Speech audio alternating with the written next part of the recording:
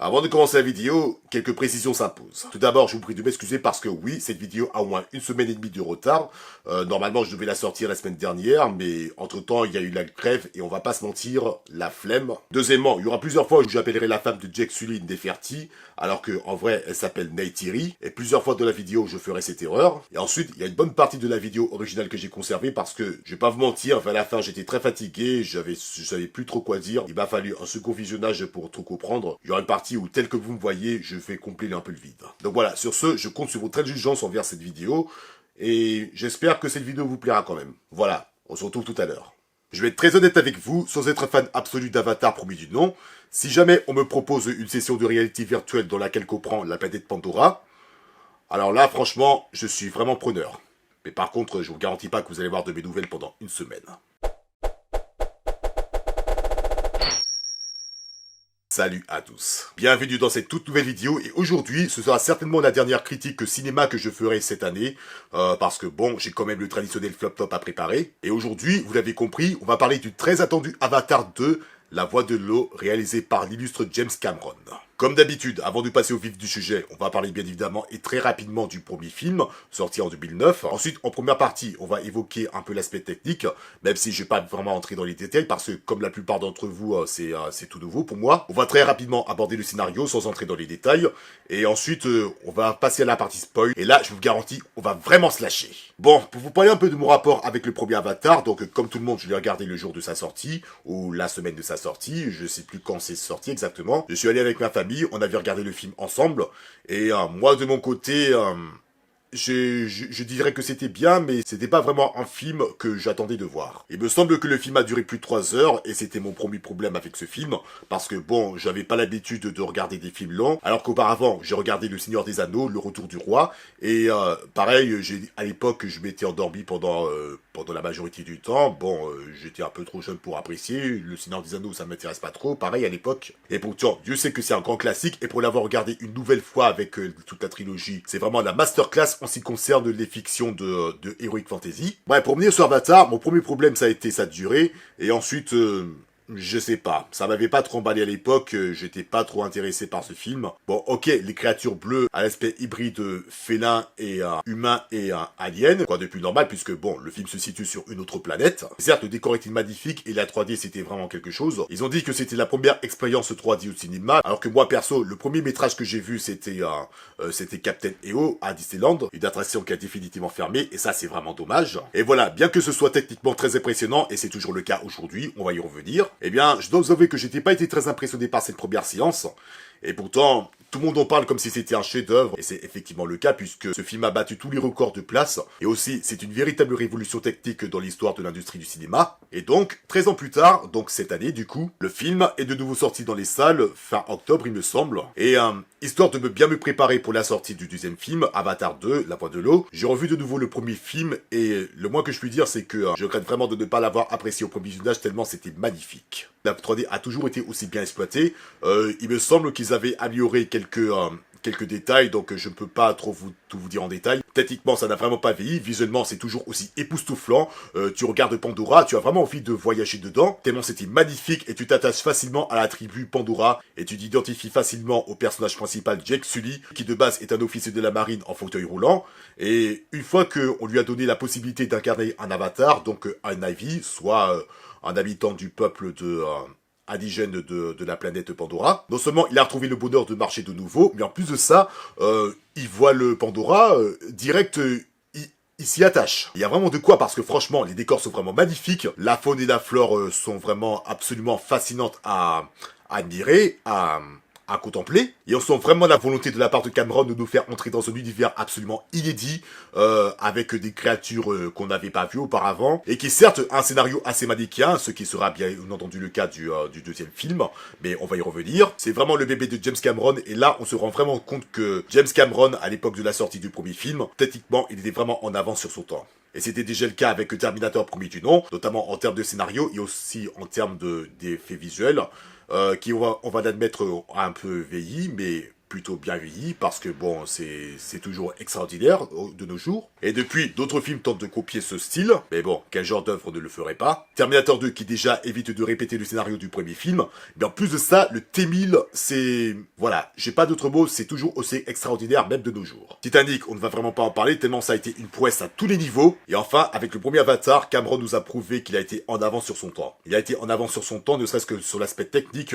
ne serait-ce que sur l'aspect visuel, ne serait-ce que pour les sensations sonores, et même la musique, bien que ce soit pas mon style de prédilection, ben, je trouve que ça colle parfaitement par rapport à l'ambiance du film. Et voilà, pour conclure, ce deuxième visionnage a été très satisfaisant, j'ai mieux compris le succès de ce film, et encore, c'est sans compter ma cinéphilie qui a été accrue, et en plus, en guise de scène post-générique, on a eu droit à un avant-goût de ce qu'on va avoir dans Avatar 2. Et ça a été très plaisant à voir, même si ça a été un extrait d'une durée d'une dizaine de minutes, il me semble. Et après avoir vu ce film, sorti mercredi 14 décembre, on ne peut remarquer qu'une seule chose, ça a été vraiment une claque visuelle, mais encore plus accrue que précédemment. La planète Pandora est toujours aussi merveilleuse à contempler, à regarder, c'était vraiment éblouissant, c'était vraiment magnifique, mais en plus de ça, on a eu droit à des moments de fluidité, et ce, grâce à toute une nouvelle technologie qui nous a permis cette prouesse technique, la HFR. Alors, excusez-moi, je viens de me relire et je me suis rendu compte qu'on ne dit pas là, mais le HFR déjà. Merci l'anglicisme. Et pour vous la faire courte, parce que, encore une fois, c'est tout nouveau pour moi, le HFR, c'est ce qui signifie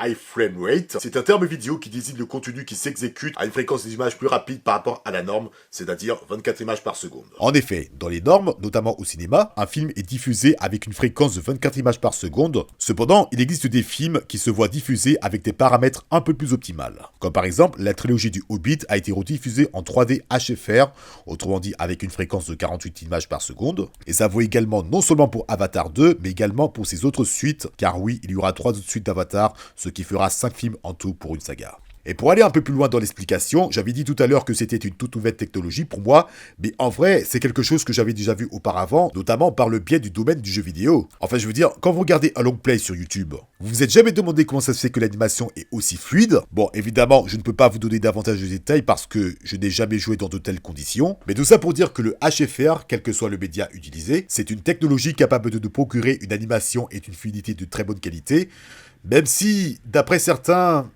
ça sonne un peu faux. Bref, grâce à la 3D HFR, Avatar 2 dispose d'une fluidité incroyable dans ses images, que ce soit au niveau de la mer, comme son titre l'indique, parce que oui, la plupart du temps du film, ça se passe en mer, et je vous le dis déjà, c'est la meilleure partie du film, selon moi. Tu as également la forêt, tu as également les détails des peaux des navires, mais qui font beaucoup de détails. Bon, la plupart du temps, ce sera diffusé en CGI, mais le résultat est tellement saisissant qu'on n'a vraiment pas l'impression que voilà, ça sonne pas trop fait que par rapport aux productions récentes. Bref, j'en dis pas plus, mais en tout cas, techniquement, c'était vraiment magnifique. Il faut revenir un peu sur le scénario avant de passer à la partie spoil. Ça se passe exactement comme pour le premier film, scénaristiquement parlant.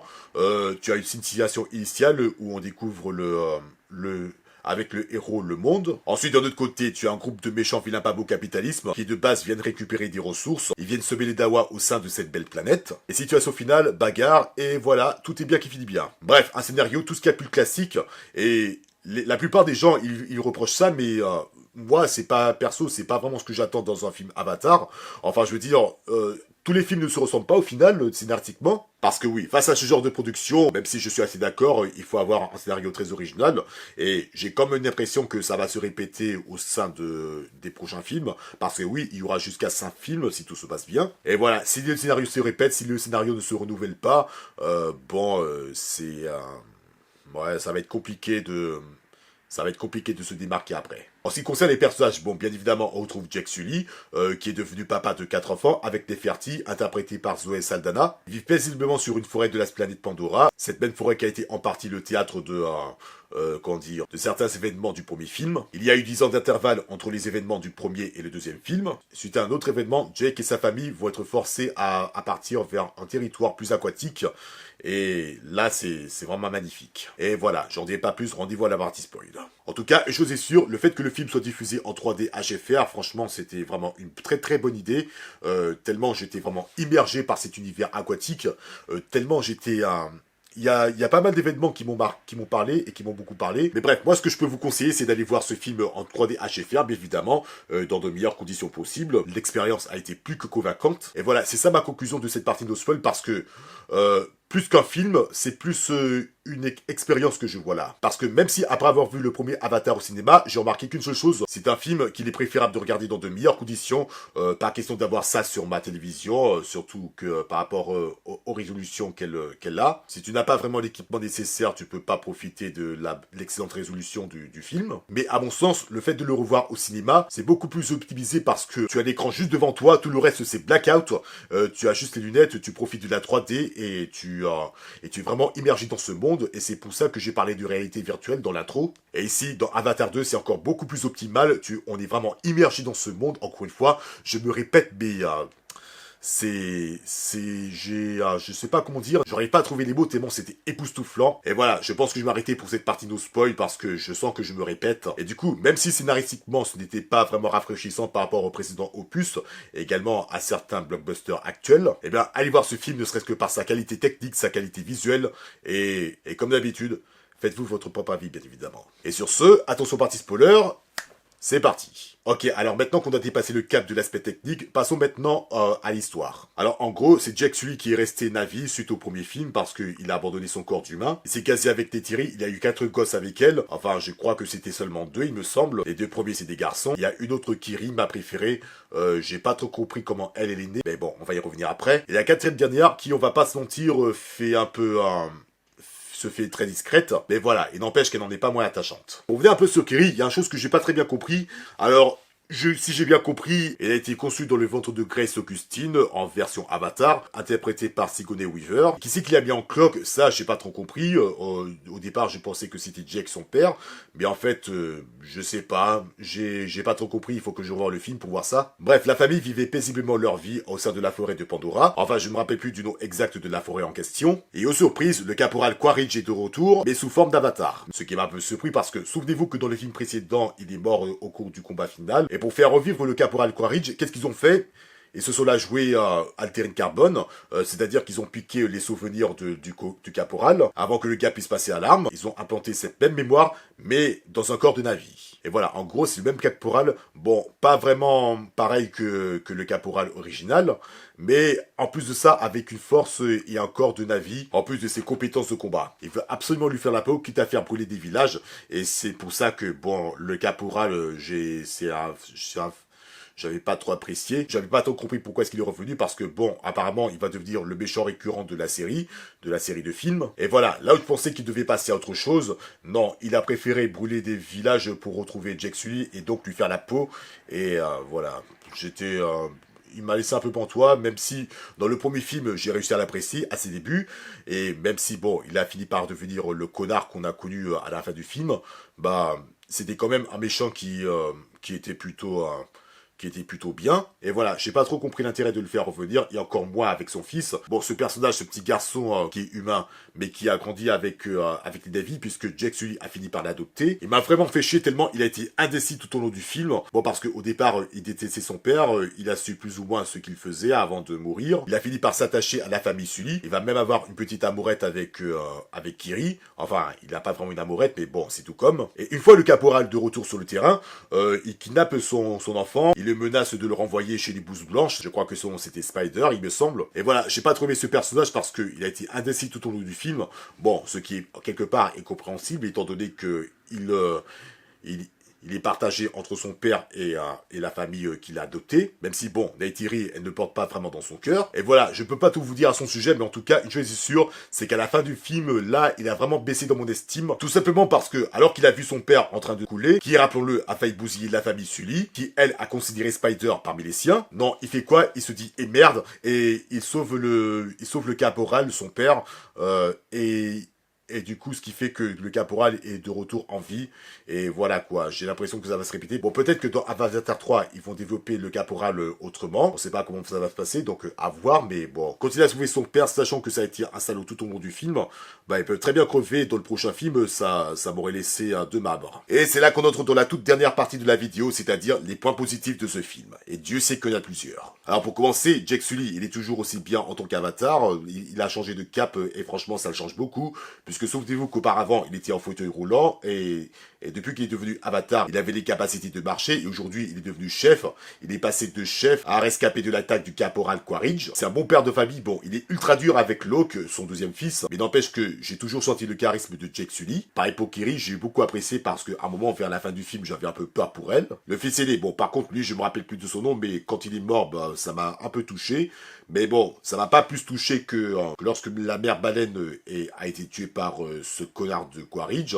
Ou plutôt les espèces de scientifiques, je sais plus ils étaient quoi. Si j'ai bien compris, ces mêmes scientifiques l'ont tué parce que ils ont voulu récupérer une ressource qui permette d'empêcher le vieillissement ou de ralentir, je sais plus comment ça se passe. Et pour revenir un peu rapidement sur la partie aquatique, lorsqu'ils arrivent sur ce territoire aquatique concernant la mer, c'est dans le bleu, mais je sais pas si vous avez la ref, mais ça me fait un peu penser à la mer des Salines en Martinique, ou encore à la mer méditerranéenne, tellement c'était magnifique. C'était d'un bleu pâle, à l'instar de la peau des navires aquatiques. Je sais plus comment ça s'appelle, ces tribus par contre. Mais en termes de décor, tout était magnifique. Ses habitants, leurs huttes et toutes les baleines qui y vivent. Et ça, c'est ma partie préférée. Surtout le moment où Locke, le deuxième fils, il a fait connaissance avec cette baleine, le Tulmuk, je crois. Et là, tout y était. Visuellement, c'était très beau. La mise en scène était excellente. Je vais pas mentir, j'ai vraiment chialé. Et c'est quelque chose qui m'arrive pas très souvent quand je vais dans une salle de cinéma. Ça m'a fait vraiment chaud au cœur quand je vois ces deux-là. Et je sais pas pour vous, mais ça m'a fait un peu penser au jeu Zelda, notamment en termes de décors, comme par exemple le village dans le dernier Zelda sorti, Breath of the Wild, où il y avait ce village exotique où on trouvait la plage et tout. Ça m'a fait gravement penser à ça. Et pour la baleine, elle me rappelle un peu la baleine de Skyward Sword qu'on rencontre au milieu de la partie. Non, sérieusement, j'ai tellement joué à Zelda ces derniers temps que j'ai du mal à dissocier certaines scènes du film que par rapport à toutes les parties que j'ai faites. Donc voilà, je pense que c'est tout ce que j'ai à dire au sujet de ce film. Donc vous l'avez compris, ce film est bien, mais il divise. Il y en a certains qui privilégient plus la narration plutôt que la beauté visuelle, alors que moi je fais plus partie de l'autre côté du bord. Encore une fois, je vous conseille vraiment de regarder ce film en 3D HFR, parce que franchement c'est vraiment magnifique, même si des fois, il y a des moments où c'est fluide, il y en a d'autres où t'as l'impression que ça bug, mais bon, en soi, c'est pas trop grave. Enfin, moi, bien entendu, c'est mon avis sur la question. Et voilà, malgré tous les problèmes techniques, j'espère que cette vidéo vous a quand même plu. Donc, si jamais c'est le cas, abonnez-vous, likez, partagez, dites-moi ce que vous en pensez dans les commentaires. Suivez-moi également sur Instagram, et on se retrouve très vite pour une nouvelle vidéo. Et d'ici là, portez-vous bien. Ciao.